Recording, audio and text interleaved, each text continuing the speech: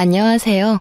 저는 평소 출근을 하며 사연을 즐겨 듣는 애청자입니다. 그런 제가 살면서 가장 잘한 일을 꼽으라면 단연 이혼을 뽑곤 하는데요. 어쩌다가 이혼이 가장 잘한 일이 되었는지 한번 들어보실래요? 남편과 전 같은 회사 선후배 사이로 제가 선배이고 남편이 후배였어요. 남편은 제 마음에 들지 않는 후배였고 남편 역시 제가 마음에 들지 않는 선배였죠. 그렇게 저흰 한마음 한뜻으로 눈만 마주쳤다 하면 싸워댔고 싸우다 정든다더니 죽어라 싸우다 보니 어느 순간부터 그 싸움이 재미있기도 한 것 같고 어쩌다 웃는 남편의 얼굴이 잘생겨 보이기도 하고요. 그러다 정신을 차려보니 불꽃 튀기게 싸우던 저희는 불꽃 튀기게 사랑을 하고 있더군요. 그렇게 남편과 전 짧은 연애를 하곤 결혼까지 하게 되었어요. 남편은 저와 결혼을 하던 해에 좋은 기회가 생겨 회사를 옮기게 되었고, 회사도 달라지고 나니 부딪히는 일도 줄고 더욱 사이가 좋아졌죠. 연인이 되기 전 피가 터지게 싸웠던 터라 연인이 되고 난 후에나 결혼을 하고 난 후에는 크게 싸우는 일이 없었는데, 그런 저희 사이에도 가족이 끼이니 크게 싸울 일이 생기더군요. 남편과 전 둘 다 장남 장녀였는데 저희 두 사람 다 동생이 2명씩 있었고 싸움은 거기에서 시작되었습니다. 제 두 동생은 모두 밥벌이는 하고 있었고 특히 남동생은 사업을 꽤 크게 해 친정에 도움이 되고 있는 반면에 남편의 동생들은 취업도 하지 못하고 속된 말로 시댁에 빨대를 꽂고 지내고 있었어요. 그 당시 남편과 전 돈 관리를 따로 하고 있었는데 그건 쌍방의 합의로 이루어진 것이 아닌 남편의 일방적인 통보와 우김으로 인해 그렇게 하기로 한 것이었어요. 저의 반대에도 돈 관리를 따로 하자고 우긴 건 다 이유가 있었는데 그건 동생들과 시댁에 돈을 보태주려고 그랬던 것이었더라고요. 아무래도 돈 관리를 함께 한다면 자연스럽게 제가 알게 될 것이고 제가 알면 온갖 잔소리와 간섭을 할 것이 분명했기에 제가 무어라 입을 떼기 전 미리 선수를 친 것이었죠. 우연한 기회에 모든 사실을 한 저는 남편에게 크게 화를 냈지만 남편은 그 특유의 귀찮다는 표정으로 저에게 이렇게 말하더군요. 내가 번 돈으로 내가 우리 집에 쓰겠다는데 상관하지 마. 아, 진짜 내가 당신 이럴까봐 돈 관리 따로 하자고 했던 거라고. 당신이 알면 분명 이렇게 노발대발할 게 뻔해서. 할 말이 없더군요. 미리 말하지 못해서 미안하다며 저를 살살 달래도 모자랄 판국에 적반하장도 유분수지 되레 화를 내고 드니깐요. 남편의 말에 저 역시 마음이 상할 대로 상해버렸고 네 마음대로 해라는 말을 마지막으로 더는 그 일에 대해선 말을 꺼내지 않았습니다. 이야기를 또 꺼내봤자 큰 싸움이 될 것이 뻔했고 남편이 도와준 금액이 그리 크지 않은 적당한 선에서 도움을 주고 있었던 터라 그냥 넘어가기로 했던 것이었죠. 저흰 그렇게 한 차례 부부싸움을 무사히 잘 넘겼고 그 후론 나름 잘 지내고 있었어요. 제가 말을 꺼내지 않으니 남편 역시 말을 꺼내지 않았고 제가 침묵함으로써 남편이 저에게 화를 냈던 것이 미안했는지 더욱 다정하게 대해주더라고요. 그 자존심에 미안하다는 말은 하지 않았지만 온 행동으로 미안하다고 하고 있었으니 저는 그걸로 되었다 하고 생각했어요. 그렇게 시간은 흘러 생각만 해도 머리가 지끈해오는 명절이 다가왔습니다. 시댁은 제사를 지내지 않아 그저 간단한 식사만 하면 되는데도 불구하고 제 머리가 지끈해오는 것엔 다른 이유가 있었는데요. 그건 다름 아닌 시모의 하소연 때문이었어요. 한마디로 몸은 전혀 힘들지 않은데 정신이 힘든 그런 미쳐버릴 것만 같은 상황이었죠. 배부른 소리 한다고 생각하시는 분들이 계실 텐데요. 시모의 하소연은 고작 한두 시간에 끝나는 그런 하소연이 아닙니다, 여러분. 정말 말 그대로 사람이 미치기 직전까지 끈질기게 쫓아다니며 하는 그런 하소연이에요. 제가 시댁에 발걸음을 들이는 순간부터 친정으로 가는 그 순간까지. 잠자고 화장실 가는 순간만 빼고 옆에부터 하소연을 하는데 그거 정말 고문이 따로 없습니다. 그날도 마찬가지로 시모는 제가 집으로 들어서자마자 이렇게 외치더군요. 아가, 왜 이제 왔니? 내가 너 기다리느라 목 빠지는 줄 알았어. 이 외침과 함께 시작된 시모의 수다는 다른 날과는 달리 다른 것도 포함되어 있었는데 그건 다름 아닌 시모의 장남, 즉 저의 남편의 자랑도 포함되어 있더군요. 이것 봐라. 너무 고급스럽지 않니? 내가 며칠 뒤에 동창회에 가는데 마땅히 들 가방이 없지 뭐니. 그래서 우리 장남한테 전화해서 하소연을 좀 했더니 글쎄 우리 장남이 아까 이걸 나한테 주는 거 있지? 혹시 네가 골라준 거니? 그럴 리가요. 전 남편이 이 가방을 샀는지도 몰랐는걸요. 라는 말을 마음속에 삼킨 전 이렇게 말했어요. 아니요. 저보단 그의 안목이 더 높잖아요. 혼자 백화점 가서 샀나 봐요. 어머, 그러니? 역시 우리 아들 안목은. 이 고급스러운 자태 좀 봐라. 모르긴 몰라도 이거 들고 동창회 가면 그 옆편 애들 뒤로 나 자빠질 게다. 아우, 생각만 해도 통쾌해. 어머님 좋으시겠어요. 좋다 마다. 다른 사람도 아닌 우리 장남이 사준 건데 집안 갑오로 물려주고 싶은 심정이다 얘. 그렇습니다. 시댁에 돈으로 도움을 주던 남편은 저에게 한마디 상의도 하지 않고 명절이라고 미리 받은 상여금과 그간 모아뒀던 비상금까지 털어 그 비싼 명품 가방을 시모 품에 안겨주었더군요. 저에게 한마디 상의도 하지 않았다는 것이 조금 화가 나기도 했지만 다른 사람도 아닌 부모가 동창회에 들고 나갈 가방 하나 없다는 말을 듣고 가만히 있을 자식이 어디 있겠나 하는 생각이 들어 좋게 생각하려고 애썼어요. 하지만 이따금씩 나오는 한숨은 어쩔 수가 없더군요. 그렇게 명절 당일은 지나가고 있었고 친정으로 돌아가기 전 준비했던 봉투를 시부, 시모 두 분께 드리고 난 후 친정으로 오게 되었어요. 사람 마음이 뭔지 저도 모르는 사이 남편이 저희 부모님을 위해 준비한 선물을 기대하고 있는 저를 발견했어요. 참 웃기죠? 저도 지금 생각하면 어이없고 웃긴데 그때 제 마음은 조금의 기대를 가지고 있었죠. 하지만 남편은 집으로 돌아가는 그날까지 선물은커녕 봉투조차도 준비하지 않은 듯 아무것도 내밀지 않더라고요. 그러면서 동생이 외국에 다녀오며 사온 선물은 넙죽 받고 엄마가 챙겨준 한우까지 거부 없이 한 번에 챙기는 그 꼴이 어찌나 얄밉게 느껴지던지. 그렇게 집으로 돌아온 저는 더는 참지 못하고 남편에게 따져 물었어요. 여보, 왜 올해는 우리 집에 아무것도 안 줘? 저의 물음에 남편은 당연하다는 듯 이렇게 답하더라고요. 그야, 당연히 우리 엄마 가방 산다고 돈 다 써서 준비를 못해서 그랬지. 그리고 각자 돈 관리하는 것엔 각자 집은 알아서 챙기자는 것도 포함된 거 몰랐어? 참도 잘 짓거린다고 생각했어요. 각자 돈 관리는 했어도 이때껏 시댁엔 제가 친정엔 본인이 봉투를 드리고 온 것은 기억도 나지 않는 모양이더군요. 뻔뻔하게 이제 와서 젖단 말이나 짓거리는 남편놈을 보며 한 대 날려버리고 싶을 충동감이 저를 휘감고 있었지만 정말로 때릴 순 없는 노릇이었기에 참고 또 참고 겨우 이렇게 말해주었어요. 아, 그래? 난 몰랐네. 그게 그런 뜻인지는. 이때껏 당신 집엔 내가, 우리 집엔 당신이 봉투라도 드리고 와서 그게 당연한 줄 알았고 올해도 당연히 그런 줄 알았지 뭐야. 당신 생각이 그런 거면 내가 당신 부모님한테 봉투 줄 때 말려주지 그랬어. 그랬으면 그 봉투는 우리 부모님께 드렸을 텐데 말이야. 난 당신이 좋아서 드리는 건 줄 알았지. 그리고 그 정도는 드릴 수 있잖아? 아, 하여튼 앞으로는 각자 집에 각자 알아서 하자. 그 편이 깔끔한 것 같아. 그래? 그러면 그렇게 하도록 하자. 나야 당신 집에 신경 끄고 우리 집만 신경 쓰면 된다고 하면 더 간편하고 좋지.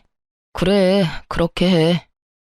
그렇게 저흰 합의를 보았고, 그 후 남편과 전 서로 아닌 척하지만 서먹해지는 관계를 느끼고 있었죠. 서서히 남편과 제가 멀어지는 와중, 전 남동생의 가게에 볼 일이 있어 잠시 들렸고, 그곳에서 어이없는 광경을 보게 되었어요. 그건 다름 아닌 제 남동생의 가게에 일하고 있는 도련님과 시누이의 모습이었죠. 이게 도대체 무슨 일이야? 왜 저 두 사람이 여기서 일을 하고 있어? 그게 사실은 매형이 전화가 왔었어. 우리 가게에 사람 구하는 걸 봤다면서. 그러면서 하는 말이 아직 자기 동생들이 취업을 못해서 그러는데 일 좀 시켜주면 안 되냐고 부탁을 하더라고. 그래서 겸사겸사에 알겠다고 했지 뭐. 아무리 그렇다고 해도 저 두 사람을 여기에다 취업을 시키면 어떻게 해? 그러면 어쩌냐? 다른 사람도 아니고 매형이 전화까지 와서 부탁하는데 나라고 뭐 뾰족한 수 있었겠어? 동생은 한숨을 쉬었고 전 두 사람을 바라보았어요. 제가 보고 있는 것을 뻔히 알고 있으면서도 두 사람은 일을 하는 둥 마는 둥 시간만 때우고 있더라고요. 제가 보고 있는데도 저 모양 저 꼴인데 평소 행실이야 물어봤자 입 아픈 행동이었고 전 하나마나한 질문 대신 남동생에게 단호하게 말했어요. 너 잘 들어? 매형이니 누나니 신경 쓰지 말고 시킬 건 정확하게 다 시켜. 그리고 일 못하면 아무것도 신경 쓰지 말고 해고해. 아유, 알겠어. 그런 걱정은 하지도 마. 그렇지 않아도 다른 직원들한테 하는 것처럼 3번까지 말로 경고하는데 그 뒤로도 고쳐지지 않으면 바로 퇴사 처리한다고 못 박아놨으니까. 남동생은 저에게 마지막까지 걱정하지 말라며 저를 안심시켰고 저는 그런 동생을 뒤로한 채 집으로 돌아왔어요.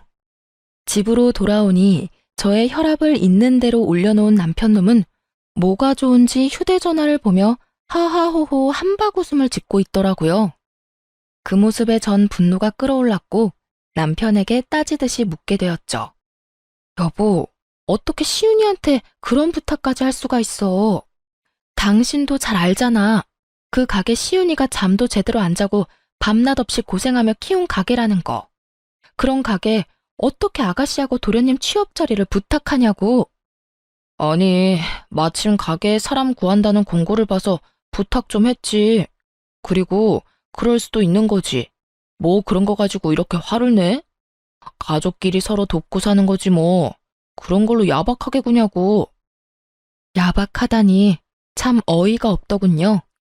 남동생이 하는 가게는 자동차에 관련된 가게였는데 관련 지식이 없다면 그곳에서 할 일이 거의 없다고 해도 무방한 일이었죠. 그런데 자동차라면 개뿔 쥐뿔도 모르는 시누이와 도련님이 그곳에 취업을 했다는데 제가 화가 나지 않게 생겼나요? 그것도 동생이 어떻게 일군 가게이며 사업인 줄 뻔히 아는 저로서는 더욱 화가 치밀어 오를 수밖에 없었죠. 그걸 말이라고 해? 그쪽으로 관련해서 아무것도 모르는 사람들을 왜 부탁을 하냐고. 100번 좋게 생각해서 청소나 전산 업무 같은 걸 본다고 하더라도 그게 2명이나 필요한 일이냐 이 말이야. 부탁을 하려거든 둘 중에 한 명만 부탁할 것이지 왜 둘 다 거기 밀어 넣어놨냐고. 당신 말이 좀 심하다. 그러니까 당신은 내 동생들이 당신 동생 돈이나 축내고 있다. 이 말이 하고 싶은 거지? 하는 일 없이 월급이나 받아간다. 이 말이 하고 싶은 거잖아. 그렇게까지 말한 적이 없는데 남편은 스스로가 찔렸는지 비비 꼬며 말하기 시작했고 저 역시 그날만큼은 그냥 넘어갈 마음이 없었던 터라 참지 않고 할 말을 모두 쏟아내어 버렸어요. 난 그렇게까지 말한 적도 말할 의도도 없었는데 그딴 식으로 말하는 거 보니 당신이 그렇게 생각하고 있었나 보네. 그나마 다행스럽긴 하네. 다른 사람도 아닌 당신이 그렇게 생각하고 있으니 적어도 당신 동생들한테 일 똑바로 하고 월급 받아갈 생각하라는 말 정도는 할 수 있을 거 아니야. 뭐라고? 너 지금 말 다 했냐? 다 했겠냐? 아직 100분의 1도 못했거든? 다른 건 다 생략하고 이 한마디는 할게. 기왕 시작한 일 성실히 열심히 하라고 좀 전해줄래? 방금 가게 갔다 왔는데 난 처음엔 손님인 줄 알았어. 아무것도 안 하고 멀뚱멀뚱 걸레 들고 돌아다니길래 일을 그따위로 하며 월급 받아가면 안 되지. 알겠어? 내 동생이 땅 파서 돈 버는 것도 아닌데 말이야. 너 진짜 말이 너무 심한 거 아니야? 내 말보다 내가 이런 말까지 하게 만드는 이 상황이 너무 심한 거야. 이 심한 상황은 당신이랑 당신 동생들이 만들었고. 다시 한번 말하는데 패 끼치지 말고 잘하지 않아도 되니 제발 열심히만 해달라고 전해줘. 이건 화가 나서 하는 말도 아니고 비꼬는 말도 아니고 당신 동생들을 위해서 하는 말이야. 이왕 시작한 일 시간 낭비하지 말고 뭐라도 배우면 좋을 테니 말이야. 제 말에 남편은 아무런 말도 하지 않았고 그렇게 저희의 대화는 끝나버렸어요. 그날 이후 남편과 저의 사이는 되돌릴 수 없을 만큼 멀어져 버렸고 그러는 사이 친정엄마의 생신이 다가왔어요. 전 매년 하는 대로 식당 예약을 했고 그 와중에 남편은 급하게 처리해야 하는 일이 생겼다며 조금 늦을 수도 있으니 기다리지 말고 먼저 식사를 하라는 연락만 남긴 채 소식이 없더군요. 그리하여 전 준비해둔 선물을 챙겨 혼자 예약한 식당으로 향했고 남편이 말한 대로 먼저 밥을 먹으며 기약 없는 남편을 기다리고 있을 때였어요. 주문한 접시들은 하나둘 바닥을 보이기 시작했고 이제나 저제나 올까 싶던 남편이 어두운 표정을 하고 저희가 있는 룸으로 들어오더군요. 여보, 무슨 일 있어? 저는 걱정스러운 마음에 속삭이듯 남편에게 물었고 충분히 들릴 만한 거리였는데도 불구하고 남편은 아무런 대답이 없더군요. 앞에 놓인 수저 세트의 포장도 뜯지 않은 채 망부석처럼 앉아만 있는 남편 때문에 생신 식사 자리는 그야말로 초상집 분위기가 되어가고 있었어요. 그렇게 무거운 분위기에서 식사가 끝이 나고 뒤이어 나온 차를 입으로 밀어넣는 것인지 코로 밀어넣는 것인지 알 수 없는 그때 남동생이 도저히 안 되겠다 싶었는지 남편에게 물어오더라고요. 형, 무슨 일 있으세요? 표정이 너무 안 좋은데요. 남동생의 물음에 이때껏 무건수행을 하던 남편은 득달같이 화를 내며 동생에게 쏘아붙이기 시작하더군요. 무슨 일? 몰라서 물어? 처남이 내 동생들 잘났다며? 어떻게 처남이 내 동생을 그리 모질게 내칠 수가 있어? 내가 부탁까지 했는데. 그래요. 남편에게 생긴 급한 일은 도련님과 시누이의 일이었고 그 일이라는 건 제 동생이 두 사람을 해고한 것이었어요. 저 역시 전혀 몰랐던 일이기에 동생을 바라보았고 남편의 역성을 가만히 듣고 있던 동생은 긴 한숨을 쉬더니 이렇게 말하더군요. 형, 일단 진정하고 이것부터 보고 화를 내도 내세요. 이렇게 말을 한 동생은 휴대전화를 꺼내 남편과 저에게 내밀었고 그곳엔 도련님과 시누이가 번갈아가며 포스기에서 돈을 야금야금 꺼내가는 모습이 반복되어 재생되고 있었어요. 저도 웬만하면 그냥 넘어가려고 했어요. 기분 상하지 않게 좋은 말로 몇 번이나 말도 했었고요. 그런데 한두 번도 아니고 몇 번씩이나 돈을 꺼내가는데 도저히 그냥 둘 수가 없더라고요. 동생의 말이 끝나고 남편의 얼굴을 살피니 화가 엄청 난 것 같더군요. 하지만 자신이 무어라 입댈 상황이 아니란 걸 잘 아는 남편은 말하는 대신 얼굴을 붉히곤 가만히 있더라고요. 동생들을 대신해 한마디 사과의 말도 없는 남편의 몰상식한 행동에 동생 역시 기분이 상했는지 먼저 가보겠다고 말하며 부모님과 막내 동생을 데리고 가버렸어요. 그렇게 저와 남편만이 남게 되었죠. 다른 날도 아니고 엄마의 생신날. 이런 분위기가 되어버리니 제 기분도 썩 좋진 않더군요. 그것도 제가 그렇게 우려했던 시누이와 도련님의 잘못된 행동으로 이런 상황까지 왔다는 사실도 크게 한몫했고요. 화가 꽤 난 저도 어떤 말을 해야 할지 몰라 입을 다물고 있는데 남편놈이 감히 입을 떼기 시작하더라고요. 네 동생이 내 동생들한테 얼마나 짜게 굴었으면 저딴 짓까지 했겠어? 이 무슨 말도 안 되는 소리를 짓거리고 있는 것인지 처음엔 제 두 귀를 의심했습니다. 뭐라고? 지금 당신 뭐라고 했어? 네 동생이 내 동생들한테 월급을 얼마나 작게 줬으면 저딴 짓까지 했겠냐고. 애들이 얼마나 생활이 힘들었으면 저런 짓을 다 해? 전 기가 막혀 웃음이 나왔고 한참을 웃던 저는 남편의 그 말도 안 되는 생각을 부셔주었어요. 야, 네 동생들 다른 직원들 월급보다 훨씬 많이 챙겨줬어. 아, 월급이 아니구나. 주급으로 받아가셨단다. 생활이 힘드셔서. 그렇게 자기들 편의까지 다 봐주면서 데리고 있었더니 그딴 짓거리나 했다는 게 말이나 돼? 그것도 몇 번씩이나? 충동적으로 어쩔 수 없는 상황이라서 딱 한 번 그랬다고 해도 뜨악스러운데 뭐? 한두 번이 아니라고? 진짜 어이가 없네. 이 와중에도 당신은 당신 동생들만 생각하지? 제 말에 남편은 입을 꾹 다무는 것도 잠시 여전히 화를 내며 동생들이 가져간 돈을 그까지 푼돈이라고 하며 돌려줄 테니 얼만지 알아내 알려달라고 하더군요. 전 알겠다고 하며 자리에서 일어났고 남편 역시 제 뒤를 따랐어요. 식당을 나오며 전 하던 대로 계산을 했고 남편은 그마저도 마음에 들지 않는다는 투로 이렇게 말하더군요. 남의 동생 해고시키고 월급 주던 돈도 남아 돌 텐데 계산이나 하고 가지 왜 그냥 갔대? 전 대답할 가치조차 느끼지 못하는 남편의 말을 무시한 채 혼자 집으로 돌아와 버렸어요. 집에 도착하니 남편도 뒤이어 집으로 들어왔고 전 그런 남편놈과 말을 섞고 싶지 않아 최선을 다해 피하고 있을 때였어요.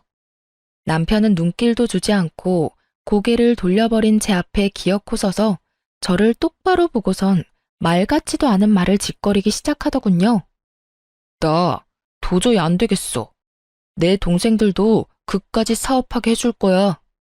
그럴 능력 되면 시켜. 얼마든지 시키면 되지. 왜 그걸 굳이 나한테 말하는 거야? 이 집 살 때 내 돈도 정확히 절반 들어간 건 기억하지? 기억하지. 그건 왜? 당신 설마 아니지? 왜 아니겠어? 나 이 집 담보로 대출 받아서 내 동생들 앞길 열어줄 거니까 당신도 그렇게 알고 나하고 은행 같이 가. 공동 명의라서 같이 가야 할 거야. 그렇게까지 나온다고? 이렇게 막무가내로? 그래, 좋아. 당신 마음대로 뜻대로 다 해. 대신 이 집에 손대는 그 순간 나하고 이혼도 하게 될 거야. 이혼해도 괜찮으면 대출 받던가. 이혼? 해. 하면 되지. 난 이혼하는 한이 있더라도 대출 받아서 동생들 사업시킬 거니까 그런 줄 알아. 남편의 요구는 오기에 가까웠고 전 절대 그렇게는 못 해준다는 말을 남기고선 방으로 들어와 버렸어요. 그렇게 시작된 부부싸움은 끝날 기미가 보이지 않았고 서로에게 상처를 주는 말만 주고받을 뿐 대출 이야기는 나오지 않고 있었어요. 그렇게 싸움으로 시간 낭비를 하고 있는 와중에 야속하게도 시모의 생일이 다가왔고 전 남편의 말을 잘 듣는 아내가 되기로 했죠. 각자 집은 각자 알아서 잘 챙기자던 남편의 말을요. 전 매년 시부모님들의 생신이 되면 어김없이 평이 좋다고 소문이 난 식당을 예약해 모셨었고 저의 그런 대접을 꽤 좋아하셨었어요. 하지만 저는 남편의 뜻에 따라 아무것도 하지 않기로 했고 예약뿐만 아니라 매년 준비했던 봉투와 선물조차도 준비하지 않았죠. 시간은 째깍째깍 흘러가는데 저에게서 아무 연락이 없자 다급한 시모에게서 먼저 전화가 왔더라고요. 아가, 올해는 어디서 하니? 연락이 와야 할 시간이 지났는데 아무 연락이 없어서 먼저 전화해 봤어. 아, 그게 그이가 알아서 한다고 해서 저도 기다리고 있어요. 어머님 아들 안목 잘 아시잖아요. 아마 모르긴 몰라도 엄청 좋은 장소로 구하느라 연락이 늦어지나 본데 조금 기다려 보세요. 근사한 곳에서 저녁 대접하려나 보죠. 어머, 그러니? 역시 우리 아들이 최고지. 그건 그렇고, 이번에 우리 개모임 하는 친구들이랑 이번에 여행을 가기로 했는데, 그 경비가 꽤 많이 들 것 같아. 그냥 그렇다고. 대놓고 경비 이야기를 꺼내는 시모의 의중이야 뻔했고, 전 속이 시꺼먼 시모에게 저녁에 보자는 말을 하고선 전화를 끊어버렸어요. 그리곤 휴대전화를 내려놓는데 남편에게서 전화가 오더군요. 오늘 어디서 보기로 했어? 그걸 왜 나한테 물어? 매년 당신이 예약했었잖아. 올해는 어디 예약했는데? 나 예약 안 했는데? 당신이 앞으로는 각자 집 각자 챙기자고 했잖아. 기억 안 나? 저의 말에 남편은 도리어 저에게 따지고 들며 화를 내더라고요. 당신 진짜 이럴 거야? 매년 당신이 했으면 올해도 당연히 당신이 했었어야지. 내가 왜 그래야 하는데? 각자 알아서 챙기자고 말한 사람도 당신이고, 우리 엄마 생일날 버젓이 빈손으로 와서 뚱한 얼굴로 내내 자리만 지키다가 결국 그 자리를 망쳐버린 것도 당신이었어. 그래서 정말 식당 예약 안 했다는 거야? 당신 지금 나한테 복수해? 내가 장모님 생신 자리 망쳤다고 나한테 복수하는 거냐고. 망친 건 알고 있다니 정말 다행이다. 말이 나왔으니까 하는 말인데, 당신은 그따위로 행동해놓고 나한텐 어머님 식당 예약까지 바란다고? 뻔뻔한 거야, 생각이 없는 거야? 그리고 난 복수 따위를 하는 게 아니라 당신이 시키는 대로, 바라는 대로 해준 것뿐이야. 다시 한번 말하는데 당신이 당신 입으로 그랬잖아. 앞으로 당신 집은 당신이, 우리 집은 나보고 챙기라고. 그래서 하는 말인데 나한테 이럴 시간에 네 엄마 모실 식당이나 알아봐. 저의 말에 남편은 신경질적으로 전화를 끊어버리더군요. 한참 뒤 남편에게선 약속 장소가 어디인지 알리는 문자가 왔고 전 그 장소를 향했어요. 평소 제가 모시던 고급 식당과는 달리 남편이 급히 예약한 곳은 룸식 중식당이었고 그래서 그런지 시작부터 분위기가 좋진 않더군요. 거기에다 매년 떡 케이크까지 주문해서 가지고 갔던 제가 빈손으로 등장하니 명색의 생일 모임은 케이크도 없는 자리가 되어버렸죠. 그래도 자식이 3명이나 되는데 왜 케이크 하나 준비한 인간이 없는 것인지 참 대단하다 싶더군요. 남편도 이런 상황이 민망했는지 분위기를 띄우려 부단히 애써보았지만 남편의 노력에도 분위기는 점점 가라앉기만 하더군요. 그도 그럴 것이 생일 분위기를 띄우기 위해 주문을 하고 나면 바로 생일 선물과 함께 봉투를 내밀곤 했었거든요. 이번엔 식당 예약도 못해 중식당에 앉아있고 생일인데 케이크도 없고 시모 품에 안겨 있어야 할 선물과 봉투도 없으니 시모의 표정이 점점 굳어가는 것은 당연한 일이었어요. 결국 죽상을 하고 있던 시모는 저에게 먼저 손을 내밀더군요. 혹시 선물 준비 못해서 그런 거라면 매년 주던 봉투라도 줘도 되니 얼른 다오. 기다리다 못 빠지겠어. 이렇게요. 전 무언가를 대단히 바라고 있는 시모에게 딱 잘라 이렇게 말을 했어요. 아, 선물이랑 봉투요? 아범한테 못 받으셨어요? 그것도 올해부턴 아범이 챙긴다고 해서 제가 따로 준비 안 했는데요. 이렇게 말을 마친 전 밥을 먹기 시작했고 저의 나몰라라 하는 태도에 저를 제외한 시댁 식구들의 표정은 붓다 못해 썩어지고 있더군요. 통쾌하지만은 않더군요. 고작 제가 신경을 쓰지 않고 챙기지 않았을 뿐인데 엉망진창이 되어버린 그 상황이 말이에요. 분명 저의 잘못은 하나도 없지만 불편하기 짝이 없는 그 상황을 애써 무시하며 밥만 열심히 먹었고 남편은 그런 저를 한번 쏘아보고선 젓가락을 거칠게 내려놓더군요. 너희 놀고만 있지 말고 하고 싶은 사업 구상해서 가지고 와봐. 응? 그게 무슨 말이야, 오빠? 그러게. 갑자기 무슨 사업? 형이 투자해 줄 거야? 그래. 내가 대출 받아서 투자해 줄 테니까 기가 막히는 아이템으로 잘 구상해서 와. 남편의 말에 시동생들은 얼싸안고 기뻐했고 전 나지막한 목소리로 남편을 불렀어요. 여보, 진심이야? 마지막이었던 저의 물음은 남편에게 닿지 않았고 시동생들과 시모는 얼굴에 웃음꽃이 피며 남편을 찬양하고 있더군요. 우리 장남, 우리 아들, 역시 통 큰 거 좀 봐라. 동생들 걱정하는 건 우리 장남밖에 없구나. 오빠, 정말이지. 나중에 가서 딴 말하기 없기다. 오빠 최고야, 정말. 형, 정말 고마워. 그렇지 않아도 나도 취업 말고 사업이 하고 싶었는데 어떻게 내 맘을 딱 알았지? 정말 형 고마워.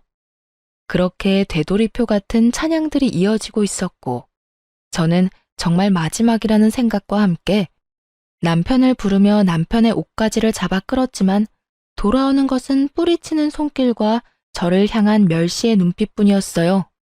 그때서야 전 확신했죠. 미루고 미루던 참고 또 참아왔던 순간이 바로 지금이라는 것을요.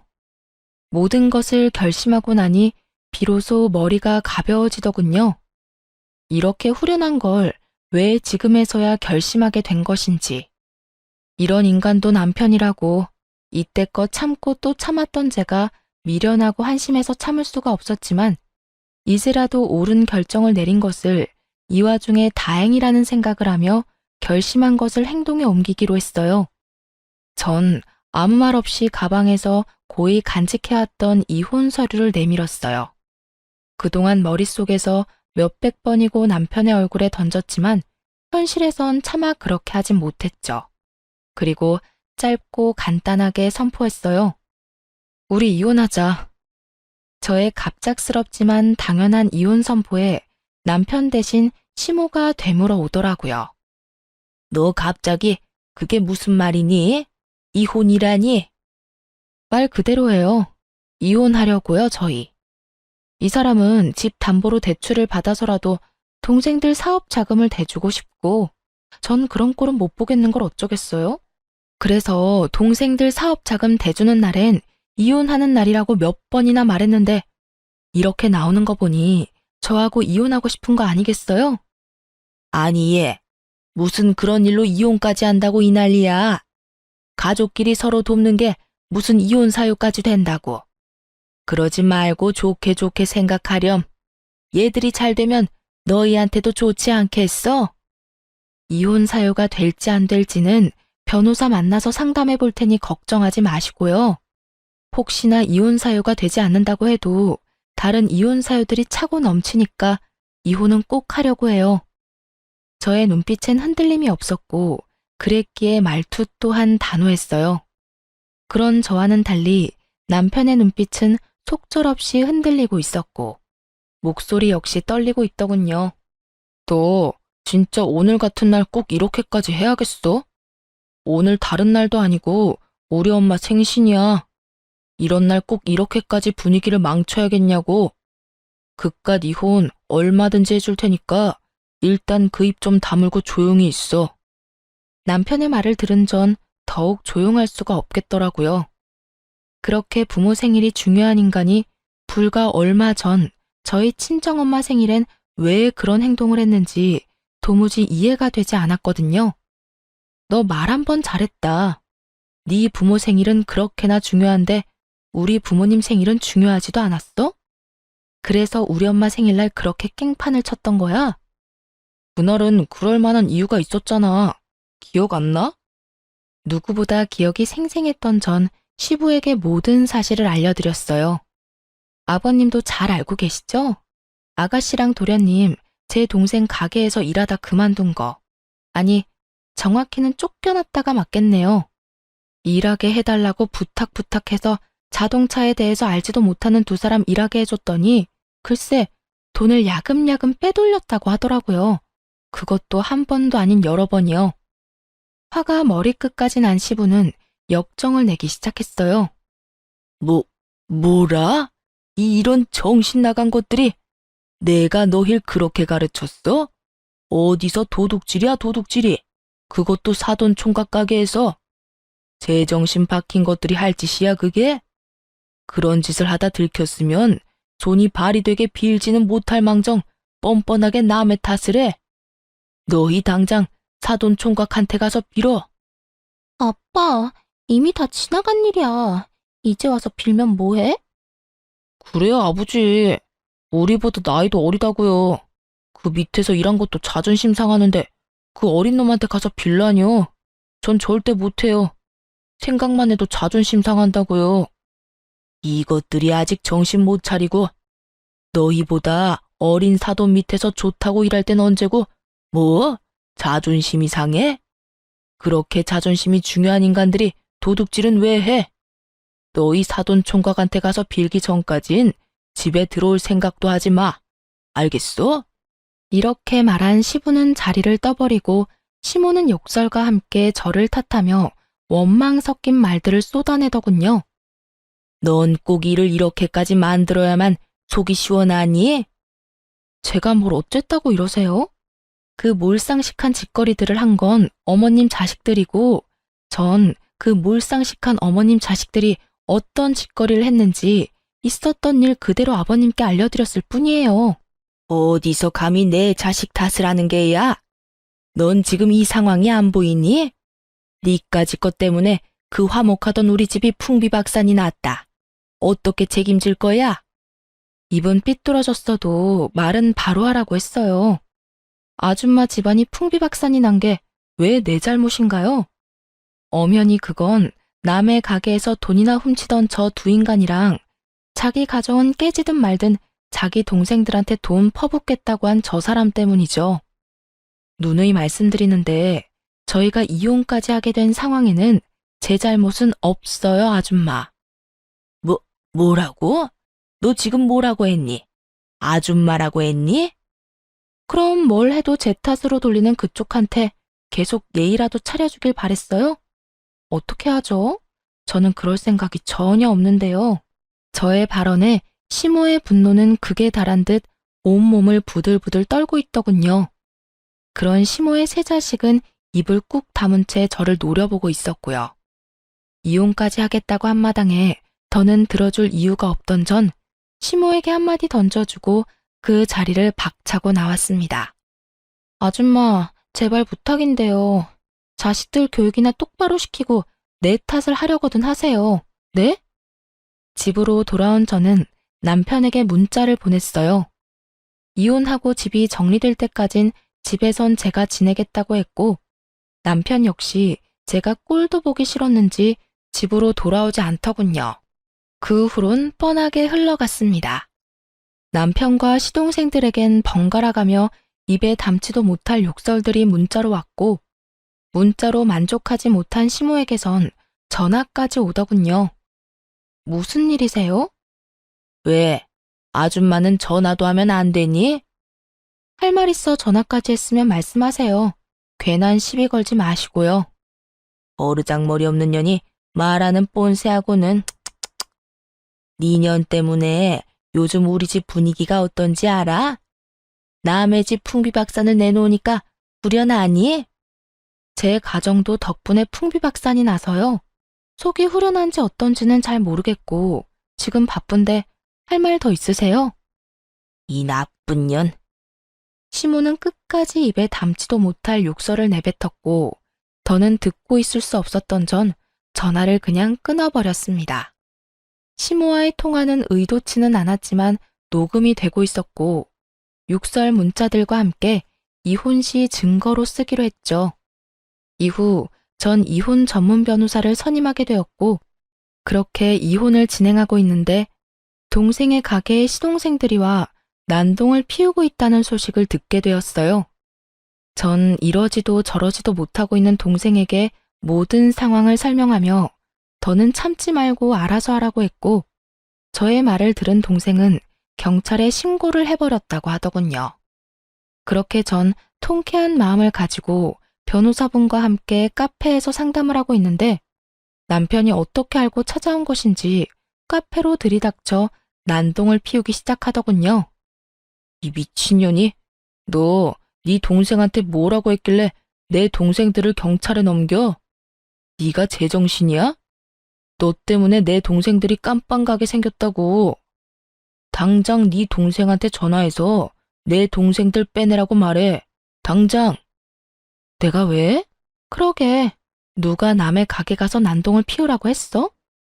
얼마나 개판을 만들어놨으면 경찰에 신고까지 했겠어? 나한테 이러지 말고 네 동생들한테나 가서 따져. 이 모든 게 자업자득이니까 말이야. 자업자득 같은 소리 하네. 니년이 네 동생 시켜서 다 이렇게 만든 거잖아. 아, 긴 말 말고 얼른 일어나.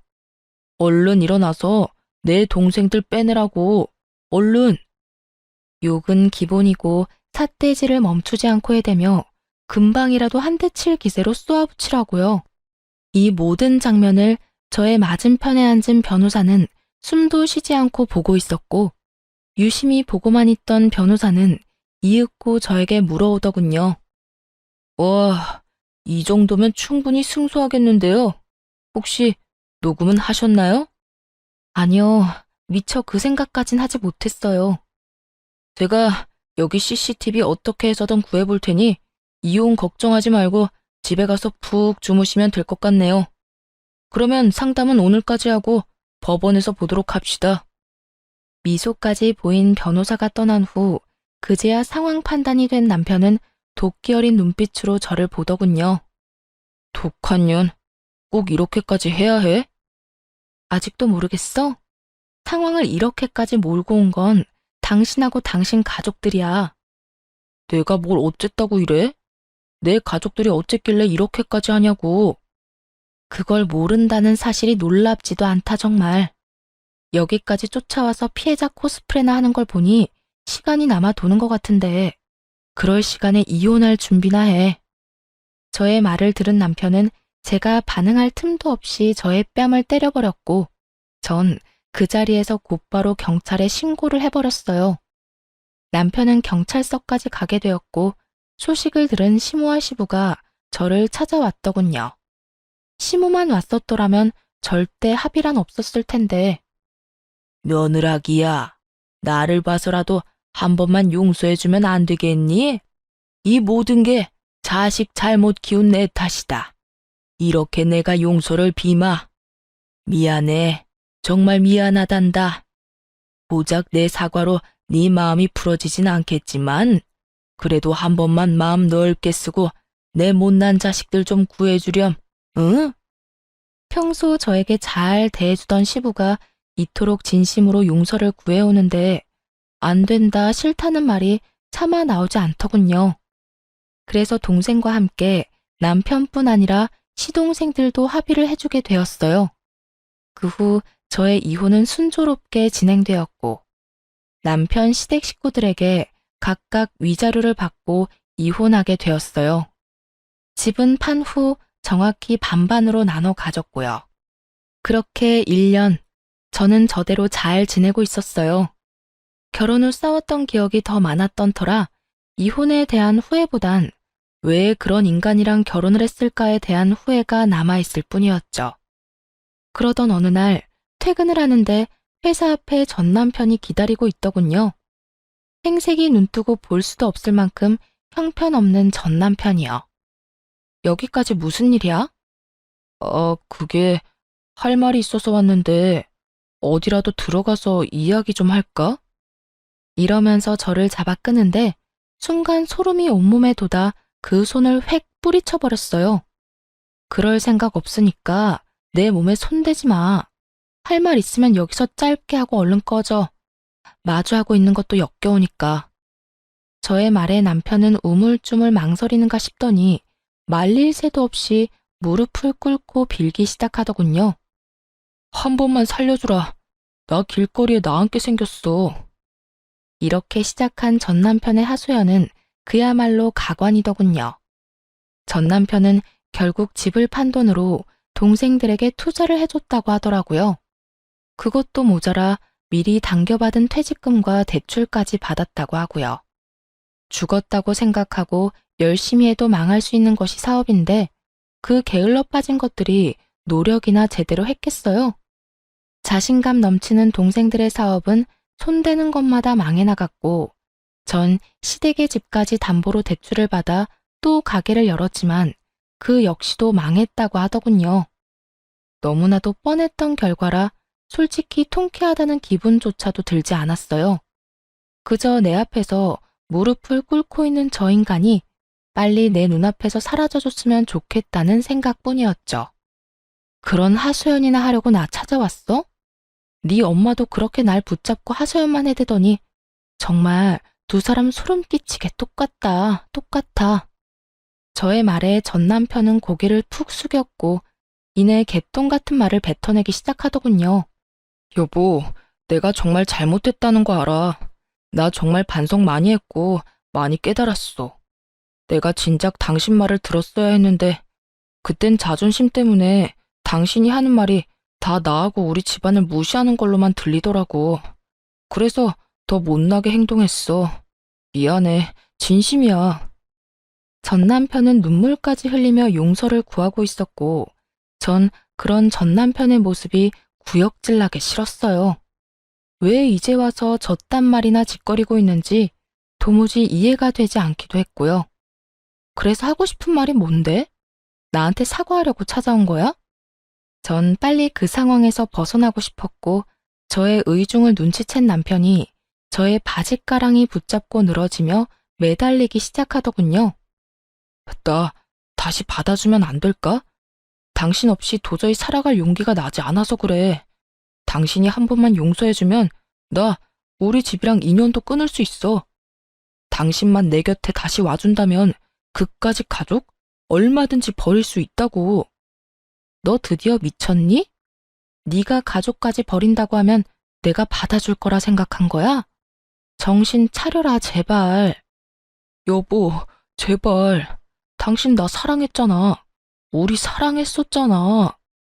이혼한 지 1년이 넘어가는데 이제와 사랑을 운운하는 전 남편이라 정말 어이가 없어 웃음이 다 나오더군요. 어줍잖은 말로 돌려보내봤자 또 찾아올 것이 분명했기에 전 남편의 손을 매몰차게 뿌리친 저는 단호한 어투로 이렇게 말했어요. 착각은 혼자 집에서나 해. 애먼 사람 찾아와서 괴롭히지 말고. 내가 경고하는데 한 번만 더 이런 식으로 찾아와서 사람 귀찮게 하면 그땐 스토킹으로 신고해서 회사 생활은 하지도 못하게 만들 거야. 알겠어? 저의 으름장이 통했는지 전 남편은 몸을 세우며 저에게 욕을 뱉어내더군요. 나쁜 년, 내가 어떻게 너같이 독종 같은 년이랑 살았는지 모르겠다 정말. 마지막까지 최악이었던 전 남편은 욕과 함께 사라졌고 그것을 마지막으로 다신 보는 일은 없었습니다. 빚더미에 앉았을 텐데 회사 잘리는 것은 두려웠나 봅니다. 그 덕분에 걱정 없이 잘 지내고 있지만요. 그렇게 모든 사건이 끝난 후 전 앞서 말했듯이 아주 잘 지내고 있어요. 왜 진작 이혼하지 않았을까 싶을 정도로 만족스러운 생활을 하고 있습니다. 결혼 생활을 할 당시 신혼 초반을 빼곤 워낙 각자 생활에 익숙해져 있던 터라 혼자인 생활이 허전하다는 느낌은 전혀 없더군요.